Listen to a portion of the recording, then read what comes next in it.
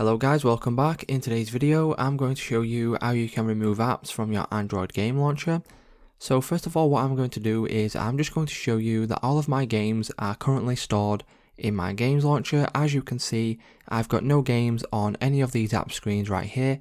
And then if I head over to games launcher, what you will notice is that I've got Call of Duty Mobile, I've got the FIFA 23 companion app, I've got Pokemon Go, etc.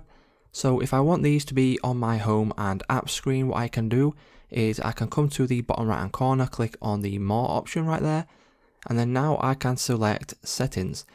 Once I select settings, as you can see, there is an option now for show game apps. Click on this and then you have two options right here. So you've got one saying in-game launcher and the home and app screen. If we click on this right here, what this will do is it will show games both in your Android game launcher and also on your home and app screen. So as you can see, all of my games are now listed on this page right here, and then you can move them to your home screen if you want to do that. So it's just that simple to remove your apps from your Android games launcher, guys. If this video did help you out, please leave a like on today's video, and I will see you in the next one.